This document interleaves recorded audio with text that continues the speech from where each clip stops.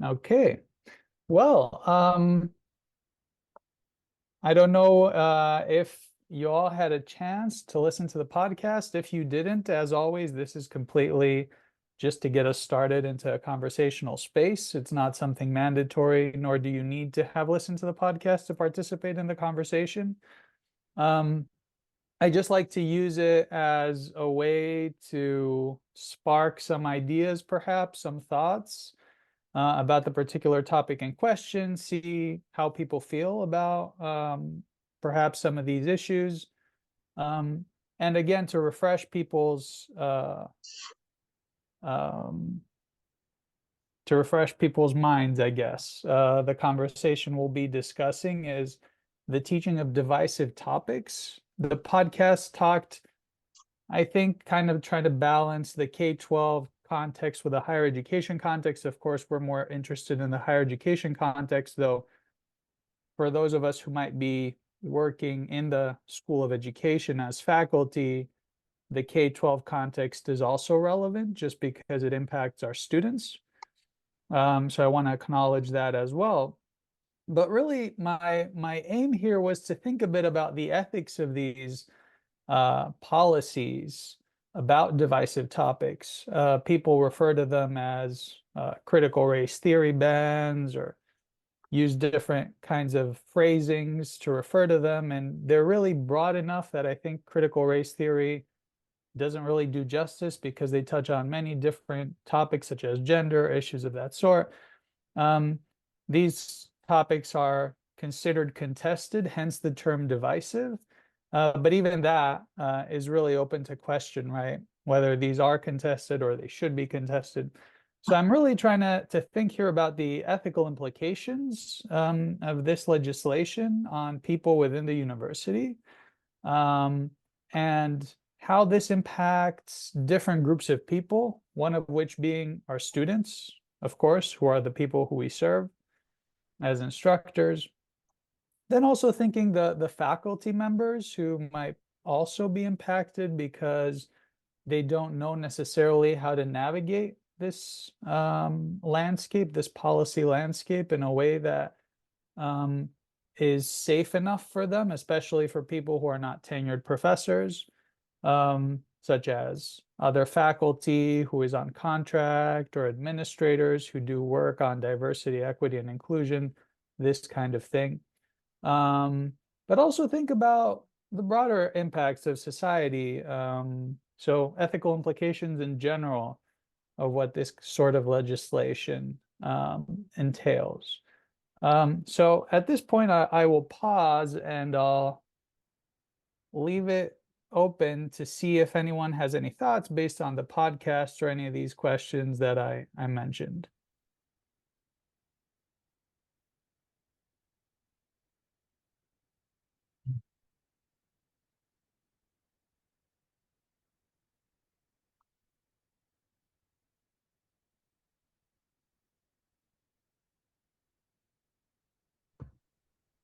I'm happy to get us started. Um, Definitely a relevant and interesting topic. And I know a lot of us are faculty, so it's probably impacting us in various ways, like you said. I think we have this issue that we have to find balance between free speech and academic freedom. And what is the role of the colleges and universities in what some people think is giving voices to other opinions, and what is the role of colleges in kind of pursuing truth, and how has maybe that role of the universities and the colleges been warped in recent times. Thanks, Ian. And I think we'll talk a bit more about free speech just because this has become also a big issue with student protests and all of that in our next session as well. But I do think you're right about that. I picked up something interesting that I would like to discuss that you touched on, and this relates to issues of expertise as well. Um, so, and this, of course, is, epistemic issues or issues of knowledge broadly conceived are directly relevant to ethics, of course, right? Because who has the expertise matters in terms of who makes decisions in many circumstances. But um, I'm curious to hear your thoughts about the role of expertise, the role of knowledge, especially because there was a point made in the podcast about open and closed questions. So many of these discussions that we are having can be epistemically open or closed, meaning that they're settled knowledge, right? Whether, for instance, there's unequal opportunities based on people's identities. Social scientists in most universities agree, based on their findings, that there is some inequality there. So that makes it an epistemically closed issue. But on the other hand, it might be a politically open issue, meaning that it's not settled in public perception, and that might make it, relevant to whether the public should take on these questions. Of course, there might be politically closed questions as well, such as, questions where the general public or the vast majority of people agree are settled, and yet, people in legislative bodies still want to pass legislation that perhaps counters public intuitions about certain issues. But I'm curious to probe a bit more into this distinction, if any of you have any thoughts. Welcome, Stephen.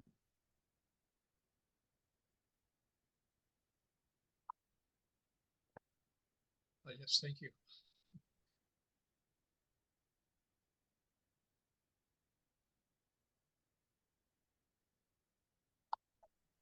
Although The speech has been chilled already.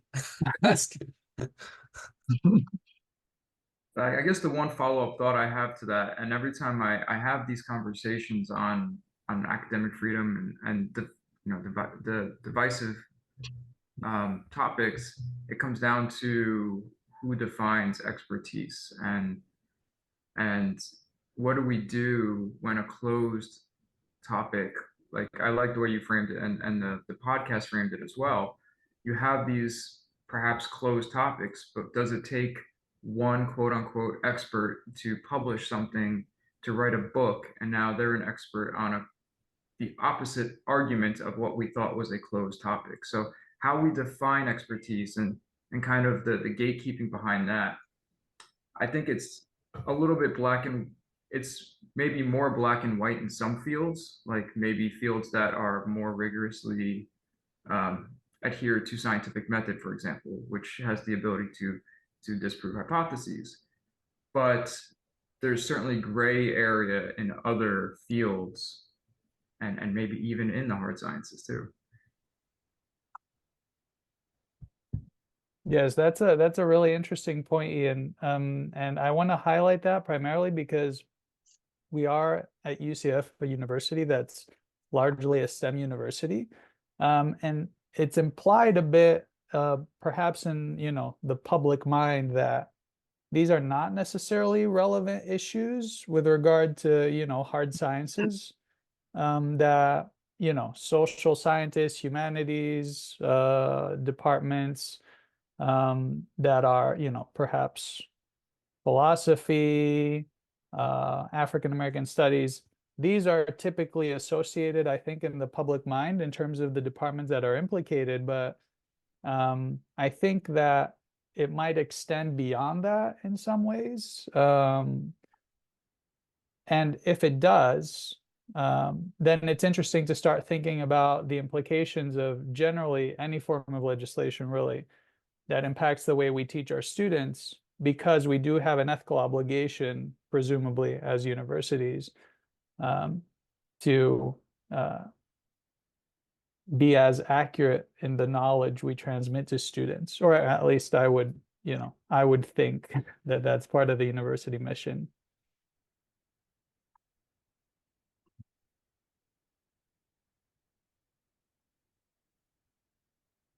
Yeah, if I can weigh in. I definitely think this issue extends into the sciences and engineering where I work.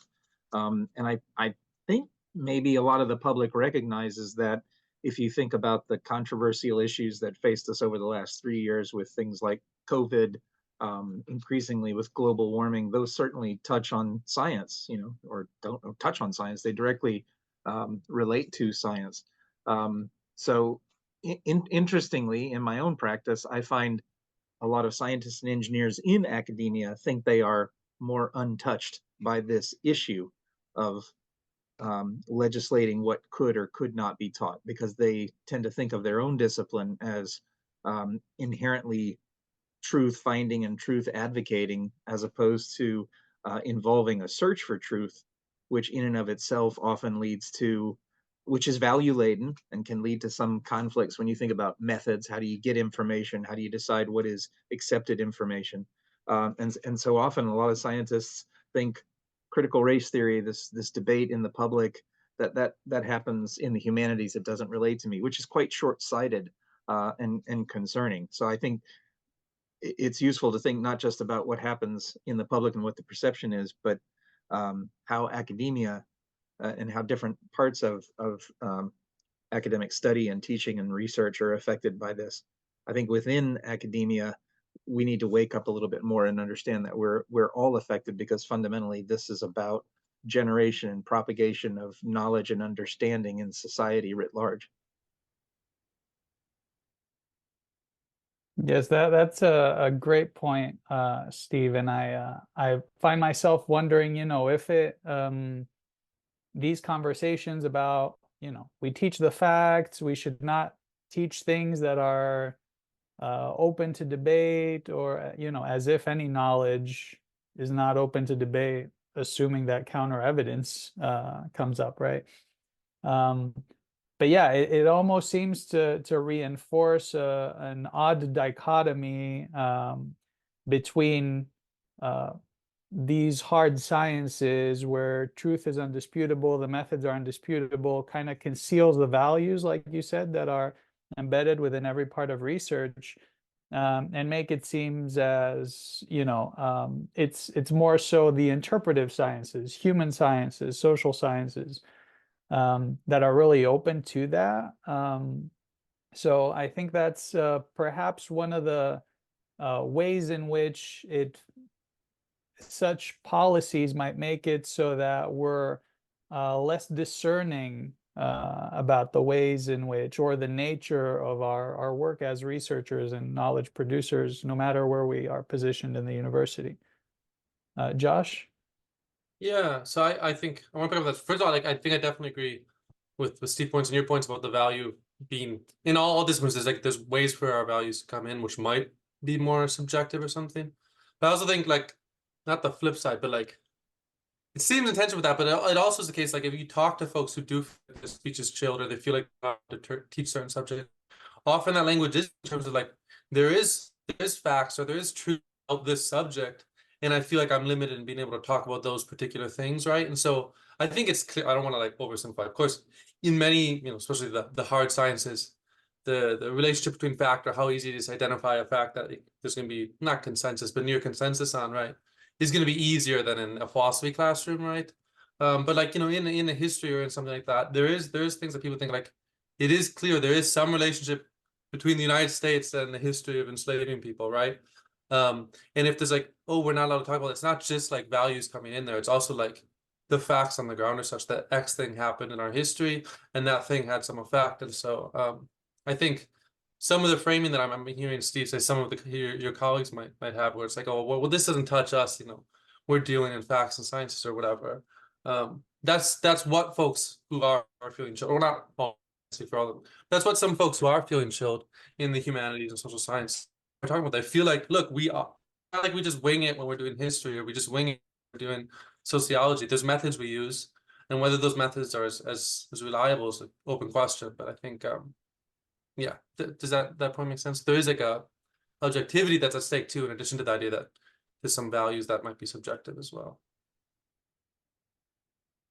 Yeah, I like that point, Josh, because it shows us that this argument kind of cuts both ways, right? First of all, conceals the degree of subjectivity that comes into the hard sciences, but also the fact that there is some degree of objectivity, or at least, some scientific consensus about methods in human sciences. History is not just cherry picking, right?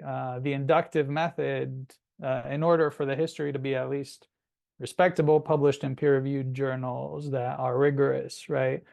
There needs to be some transparency and reason in the selection of the primary sources and how these are interpreted, and so on and so forth. So I think that's an important point as well. Jason? Yeah, thinking about framing and how to present divisive subjects in education is what I've been thinking about. The prompt for today's discussion, I'm not sure I would rather focus on the role of the educator in relationship to the topic, right? Because I think the fear and the reason these policies and laws are enacted is this fear of the educator that indoctrinates. And I remember last week, Dr. Beaver in his background talked about, we teach critical thinking. So I really think critical thinking is the educational objective more than saying these are the facts. I know in critical race theory, it's about that at a high level, that systemic racism still exists, and that white people still benefit from the systems established from slavery and Jim Crow laws, and for example, right, is the concept, right, of that theory. And so I think what the contention there especially is we don't I worry about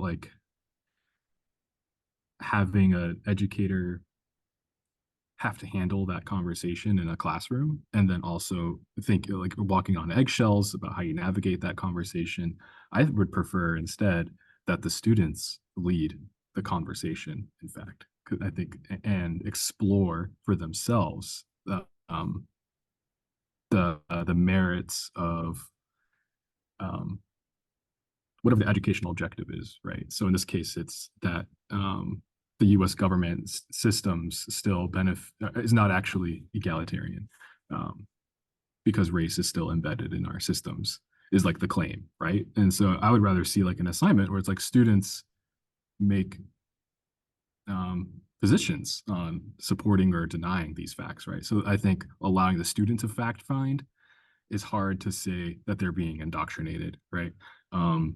If we give them balanced material. So I feel divisive topics is just a debate of anything. You should have a presentation of both sides or multiple sides. There should be an acknowledgement of both sides. And I think just in so many issues we talk about, especially online comment threads, if you're all familiar with, are horrible places for conversating about divisive subjects, because there's no room for debate, because we have such a difficult medium to debate. So in summary, I'll even suggest too, I volunteer every summer with a youth leadership organization. So I 100 sophomores, high school sophomores, they're learning leadership skills. And one of the leadership skills is conflict management. Controversy with civility is the value. And we present them the most divisive subjects in America. We have them talk about abortion and gun rights and control, things like critical race theory. And as the facilitators that are all adults of different backgrounds and ages, we just allow them to discuss with each other their points, and they each take a side, present their ideas. We require them to be civil as they discuss. And you even see students change their opinions and minds, and often acknowledge the gray and not the black and white parts of the issues. So I think it's possible, is my point, to allow discussion of these topics to still happen in education, where it is led by the students and facilitated by the educators who supply the balanced information, right? I think the risk that we don't allow this to happen is we'll allow history to repeat itself, or if students aren't thinking about acknowledging that maybe there is a problem if it comes to the climate change or race or LGBTQ rights and these things. I think it's deciding what age maybe is most appropriate to begin that conversation is also a challenge, perhaps. So, yeah, I just wanted to suggest that as my approach to, how I would approach that divisive subjects problem if I was given a magic wand. No, that's a really really interesting point, Jason. And I think there is a separate conversation that is crucial here in terms of pedagogy, right? It's not just about talking about these things. How do you talk about them? I think an important point that was mentioned also in the podcast was that a lot of parents might not be against necessarily some of these ideas, but the way in which teachers rushed into starting to teach these things, or DEI trainers rushed into teaching these things when they did not have the expertise, either in terms of a knowledge base or pedagogical, especially in crucial ages. Like, some people have had a problem with that. So I think that's an important conversation. But I also liked the point that you made me think about another aspect of generally thinking about controversial issues, and how this almost seems like an avoidance, an approach to creating avoidance of talking about these issues in a way that almost guarantees maintaining their divisiveness, right? And their controversiality. Because if you're not going to talk about them in school, whether this is, high school or higher education, because I recognize, some things, it's difficult for elementary students to understand them, right? So what's the point in discussing them? But when we're talking about young adults, for instance, who can make their own mind about things and so on. And if we don't provide these forums in higher education where these conversations can happen and people can exchange ideas, then the only conversations perhaps that remain are these, epistemic bubbles that you see in the internet, where it's people on one end of the spectrum, people on another end of the spectrum talking to each other, creating these echo chambers. And then you don't really you don't really allow for a place to resolve some of these conflicts and neutralize the polarization, I guess, that we observe in society.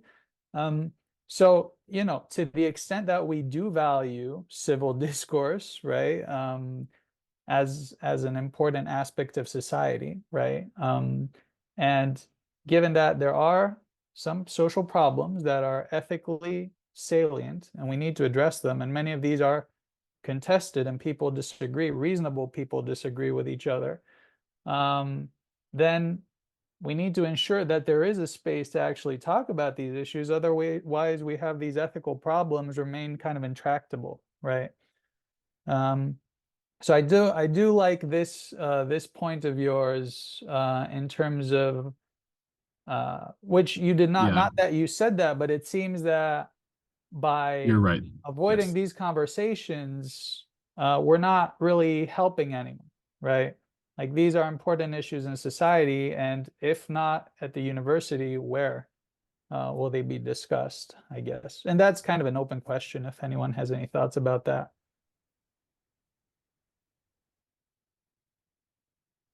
It's not quite on this point. Also, if anyone else wants to jump in, because now I've done 2 in a row, just cut me off. But I really like Jason's point, and I like, Alex, the points you're drawing from it. I think it got me thinking. There's one thing I can't speak with a broad brush, but I sometimes think there's a sort of retreat to critical thinking as like a unrelated to not tending towards certain ends. Like, critical thinking is a skill that we'll use, and it's good for you, whatever you happen to believe right now.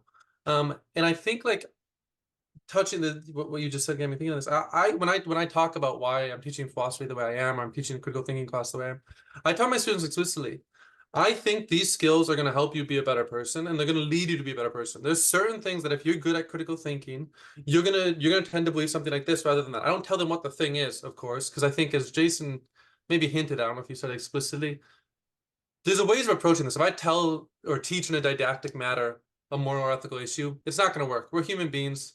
Our hair is going to go up. We're going to be resistant. That's not a useful method, even if I was just trying to indoctrinate. But I think it's important that we are clear, like, look, these skills, this way of conversing, this way of talking about this, the experience of talking about divisive issues, whatever it is, or these called controversial issues, right? These skills are going to help us resolve some of these issues. It's not every controversial issue is going to be controversial for all time. And when we think about the things that are settled and maybe sometimes are becoming unsettled, there was moves, right? You know, you look 200 years ago, what we thought about, you know, how legitimate it is to enslave other human beings or the status of women or the blah, blah, blah, blah, changed dramatically. Many reasonable people seemingly disagreed. And so I think it's worth being clear that, like, I don't want you, I think it's easy to get on the back foot. And also, I haven't been in a position where my permanent job or my tenure is on the line by this thing. So I understand why individuals make those choices, but I think it is important that we're clear, like, critical thinking has an end or a value, and that it's going to likely make us lead to understanding or seeing the world in certain ways that are more in line with truth. Like, I presume if a scientist is like, yeah, these methods, they'll facilitate you in discovering whatever it is you want to discover. But sometimes that's how we talk about critical thinking. And I think that's like silliness, missing that, like, is actually, in addition to allowing us to get along with people or be polite with people, for me, the main value of critical thinking is it allows us to think more, what's the word? There's a verb for this, or an adjective, I mean. We're going to get results that are more in line with the truth, and I think that's useful. So now we're not stuck being polarized forever, and we'll be polarized presumably about some things or other. But I think being exposed about the value of critical thinking, not just as like a tool for any use you want to put for it, but like is also tending towards certain ends. Now maybe this is somewhat of a fade for me. Maybe the reality is that's the sophistry. I don't know, ancient philosophy people, right? The risk is that you can just use reasoning to defend any view, and I think you can use the skills to defend anything. But I think we're serious about the reasoning. It can actually tend towards certain positions being less plausible. I don't know if that's too off topic, but in short, critical thinking I don't think is undirected. It doesn't lead to any ends. It leads to certain ends that are better in line with truth or reality and so forth. And I think that's worth reminding people of as well when we're talking about its value. Yeah, no, I think that makes a lot of sense, Josh. And I do like, you know, this idea that you cannot necessarily disconnect critical thinking from truth, right? Having some justified beliefs that are factual, right? In that very broad sense. And also the idea that you talked about, moral truths, right? The fact that enslaving human beings is morally wrong, which we assume is a moral truth today. So I didn't make any moral claims. I don't want to get in trouble. Yeah. No. I'm not saying, but I'm not saying that you're claiming that. I assume that, you know, a majority of people out there would agree with that as being a moral truth, right? Maybe not everyone, but there seems to be some drive toward certain things being considered good in society, right? But I'm kind of like now thinking, just because you mentioned sophistry, and I know a couple of us have looked a lot into the Jonathan Haidt, universe of values and basically using reasoning to justify our moral intuitions, right?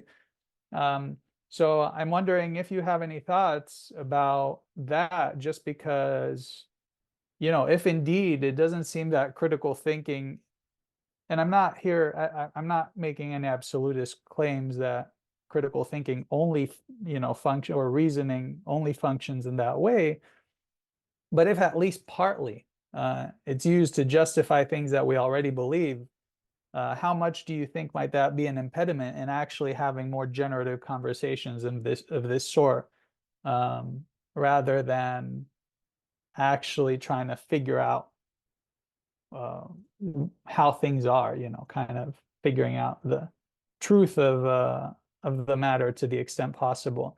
And I realize that this is also partly an empirical question, right? Like, what happens in these conversations when people come from different ideological sides of the spectrum, and do they tend to leave with their beliefs fortified, or do they kind of meet somewhere in the middle and that kind of thing? But I'm just curious to hear about that as well, because I do think that there's value to critical theory, but I also think that probably unconsciously many of us kind of blend, the philosopher and the sophist in our conversations, right? Not selflessly pursuing truth, but in many ways kind of like unconsciously maybe trying to argue in favor of what we already think is true.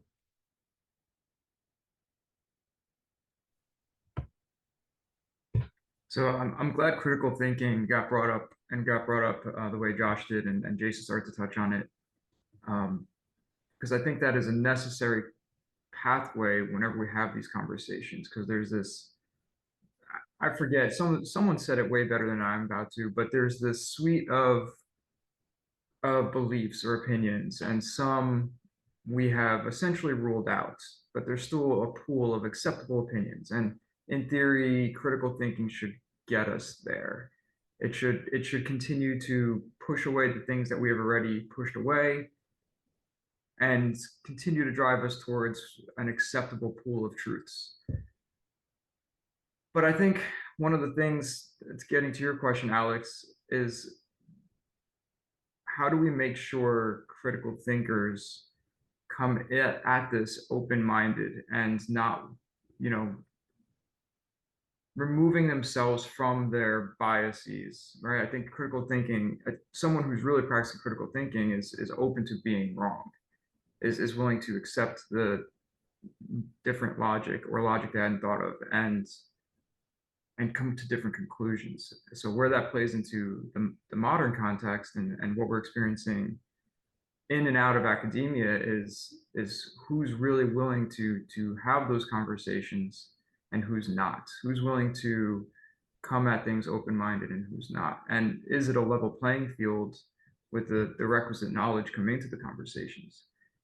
So we have all of these things playing into it, and then there's the kind of human emotional aspect of it. When you do feel cornered in an argument, no matter what someone's intentions are, I think we end up getting defensive and shutting down. So we have all of these things to balance before or as we tackle critical thinking. Mm-hmm.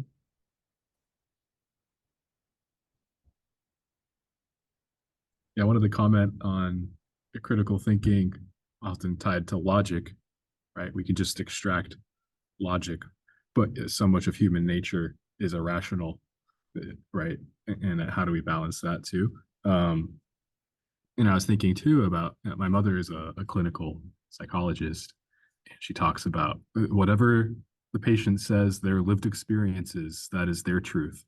And like you approach that as like an absolute truth at the surface, right? Regardless of how irrational it is. And so this like I've taken that to heart, like growing up, because it was a wild concept to me. It's like people can say all sorts of wild things that are illogical, and you just go into the conversation thinking it's true. Wow, what a way to think. And I wonder, is critical thinking enough actually for these types of subjects? And someone may make an argument on it to counter your point that is irrational, but their point was entirely based on their lived experience, and how they perceived that experience, right? And that they felt real emotions, perhaps, from these impacts. For sake of time, I can't think of a real a good example, but I'm trying to give a thought experiment, I suppose, of arguing with someone about a divisive topic where they are using their lived experience as their logic, so to speak, right? And they having to have someone challenge their lived experiences. I think often too, that's many divisive issues are related to that when we think about abortion and for example, and how tied that is with religion. And that's people's personal identities, and you're completely enveloped in that, right? In your upbringing. for some folks, right? So they can't even fathom the alternative. How do you communicate with someone when their lived experience has made this logic so ingrained? It may be irrational to you, but completely rational to them. And in a way, like, is a truth, but in some way, right? So I guess there's like objective truths and subjective truths that I think are tied to divisive topics. And I just wanted to maybe highlight that as two areas I feel like I'm identifying that make it even more challenging. I'm not sure just a critical thinking only approach is perhaps sufficient when dealing with irrational arguments too, regardless of how correct your argument may be, because of those emotional responses people may have, like Ian brought up. It's not a real science, but social science data suggests that often, right, it's actually doesn't help if you provide clear evidence for a position. If there's not like a trust between the interlocutors, they'll actually be less likely to believe the thing. So I can give you 10 studies that X is true, and now less likely to think it. So yeah, Jason, you're definitely on the money on that. Wow. I'm glad you Yeah, brought it's a that while point, too. Josh. Yeah, I'm glad you brought that up, Josh. One very half-baked idea that I have is that I wonder if when we talk about critical thinking and when others hear critical thinking, they equate that to self-logic, personal logic, whereas critical thinking inherently is a contractual community endeavor where you agree to interact with others and you agree to apply logic, but also listen and understand that context, understand that experience, and be willing to potentially reach compromise as you come to new truths. And if that is true, then critical thinking is necessarily dependent upon the participation and engagement and intentionality of the other individuals and your intentionality. Ergo, are you just there to engage in an argument and win the argument and say you're a critical thinker? Or are you there to espouse a viewpoint and listen to another viewpoint and try to see if perhaps you've been looking at something, from one two-dimensional perspective and, you misjudged the shape. I love the analogy that you can look at an object and say, oh, well, that's a very thin object. And then you rotate it and you say, oh, it actually has much more complex shape. And now if you look at it this way, it again looks like a thin object. It's a three-dimensional object. We need the different perspectives. So it's a simple scientific, geometric motivation for how important perspective is. And critical thinking may be inherently requiring individuals to come and be willing to rotate the object and look at it from different sides. So it's not just logic. Yeah, I like this idea about critical thinking as a collective endeavor as opposed to an individual endeavor, because at the end of the day, it really is a collective endeavor. Most of what we know by what others who either we regard as experts or people we trust have heard and just pass on. So it's really kind of deceptive to think that we're on our own rediscovering the wheel every time, right? We're relying on sources, and perhaps if we don't make that explicit, then the way in which we rely on sources is partial because we shut down objections from certain other parts of society that are important to see if our beliefs actually hold up. I think that's a really helpful way of thinking about critical thinking. Stephen? You're muted. Sorry about that. I'm sorry for coming in late as well, but it's incredible to me that students would attend a university or even high school, even lower grades, and go there thinking that they're not going to feel uncomfortable at some point with some ideas that may challenge their own beliefs. And listening to the conversation reminded me of a book that I read by William Gardner called Handling Truth, Riptides of Rhetoric, Religion, Reason, and Research. He says that each one of them has their own domain of the way that they search for truth.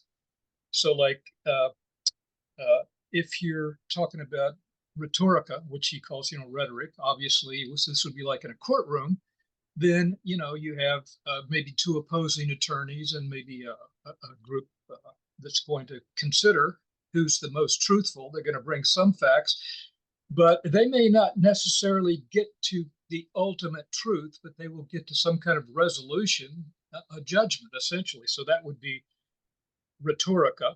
Mystica is another one, another domain, which would be, religion or some of the other philosophical beliefs that are not grounded perhaps in scientific facts.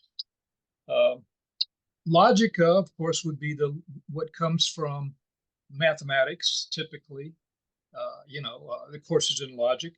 And then finally, the one that most of us, I think, like the best, empirica or empiricism, would be the way that we go about science.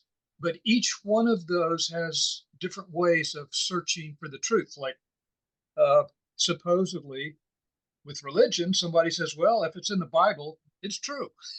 And you find people will sometimes be uncomfortable when science is brought into the subject.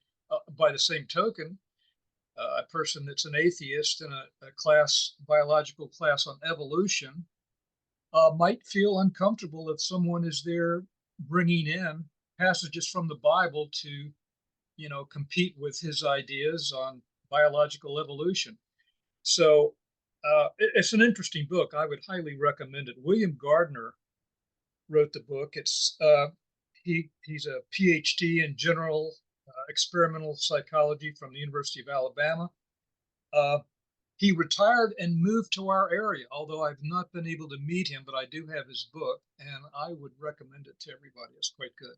It would make an interesting discussion and debate. Yes, thank you for the recommendation, Stephen. I think that's an interesting taxonomy, I guess, of ways of thinking about reasoning, but also knowing, right? And I'm glad that you mentioned also rhetoric as part of it, because we have come to associate rhetoric as a dirty word typically, because it's, again, to bring back the sophists, it's associated with trying to persuade people for one's own means, kind of bypassing reason. But I think rhetoricians would likely disagree, right? There are many ways of thinking about rhetoric. And even, like the arguments that scientists make, right? They're a form of rhetoric itself, trying to be persuasive and using techniques that will persuade others, not to equate, empirical knowledge with rhetoric, but just to point out that you cannot necessarily distinguish between all these things and the purposes that all our methods of reasoning serve. So I think that's always crucial to keep in mind, kind of to keep in balance, again, breaking down the false dichotomy between we know everything with certainty or we don't know and just leave it open, but also, avoiding kind of that trap of relativism, where if we don't have firm knowledge, we know 100%, then there's no knowledge at all, because that's also a problem, and the way I think of it, at least an inaccurate way of understanding the world, especially for those of us committed to scientific processes and the experimental method.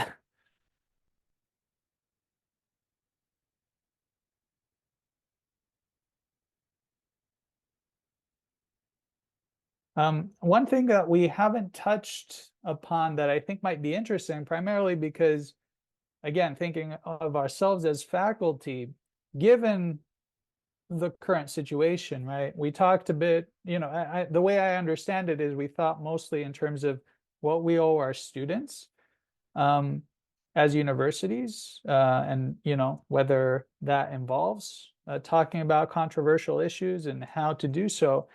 I wonder, given the constraints, legislative constraints, and so on that people face, especially in public universities, but in universities more generally, how should we think about the ethical obligations, I guess, that universities have toward their faculty, right? Because given that some faculty might be in a precarious position and for that reason avoid some conversations, is that, is it fair to just allow them to avoid these conversations? Or does their obligation toward their student kind of override that? Like, I just wonder what you all think about that, especially as many of you are, in that position, and I'm sure navigating these tough moral dilemmas yourselves. So let me ask you this, just following up on what I just said. What would a professor do if a student in their class is really disturbed by the conversation? How should they handle that? Should they refer the student to maybe some kind of psychological counseling, a counselor of some sort, or do they counsel the student themselves? These debates and discussions are going to come up in classes that could be controversial. It could be politics, it could be biology, as I've said. We're going to see a lot of that this year, as a matter of fact. I've been sort of interested in what's going on at Stanford University with this business of UAP. I don't know if you know what I'm talking about, but this is a 300 I missed people. that. You don't know about, okay, well, the old word is UFO. The new word is UAPs. So we have 300 people, scientists, government people, military people, all at Stanford University, all supported by an individual who is probably going to get a Nobel Prize, actually. Not for that, but for other work, who are doing research on something that the Congress has been very interested in lately, about what is flying around in our skies that we haven't been able to determine. So I don't know if you've been following that at all. I'm interested in that, but that is going to be troubling to some people this year, however it comes out. That's just one thing. Of course, the whole Trump things, all of the charges against him. There's bound to be a lot of people going to be upset one way or the other about that. That's going to be brought into the classroom. Why should that not be discussed openly in the classroom? And yet, I'm sure that some people are going to be upset. You should expect to be upset and challenged whenever you come to a classroom, I think, and it's beneficial. Yeah, I find myself in agreement, and I've found throughout my formal education and informal education that I've benefited from these moments of tension in my beliefs and when I was challenged. So I'm completely there with you, Stephen. But I do recognize, these sensitive dynamics.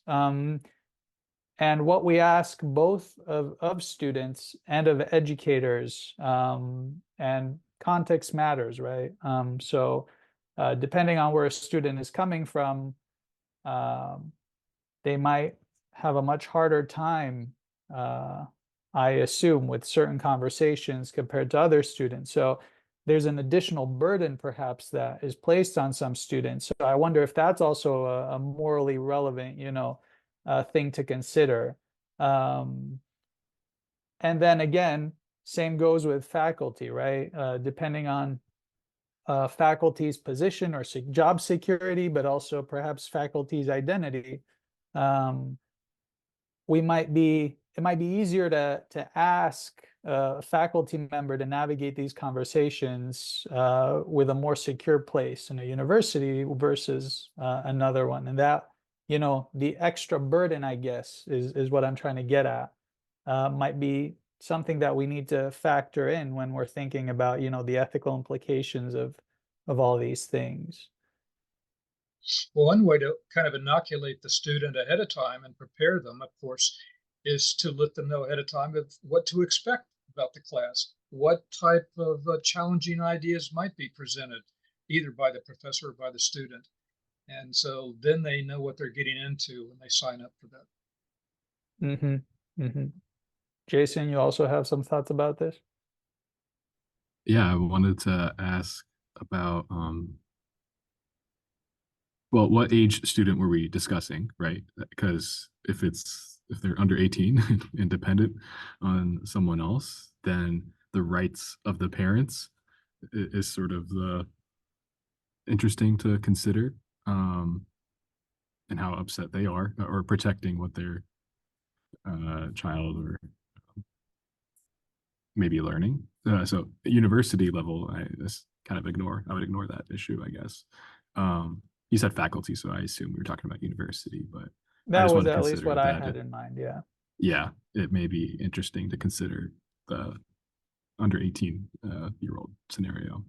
And then secondly, is how much of this stuff should be a part of a core curriculum, like a required coursework, for what sort of like educational purposes is it required? Like actually, it is interesting to me.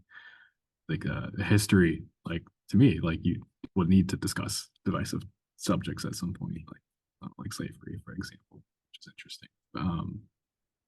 So they should be prepared to discuss, I think, challenging topics in such a major. Should computer science be prepared in that same way? I'm not sure exactly that we even have that opportunity other than in our one poorly executed ethics class, which is very soft.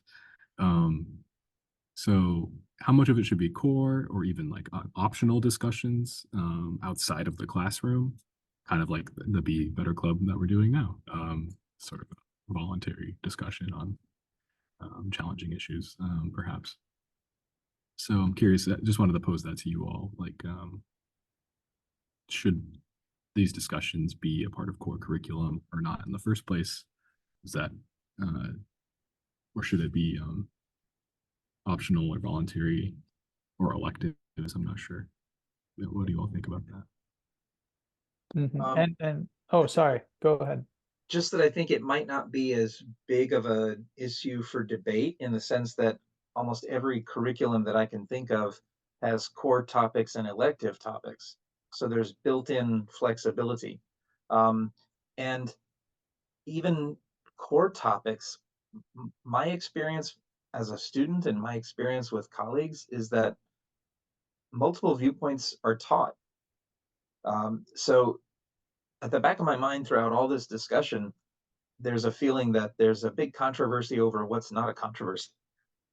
That alternative viewpoints have frequently been taught in higher education. And so I'm confused by what seems to be an overwhelmed concern among a large portion of the population that there's major indoctrination that happens in higher education.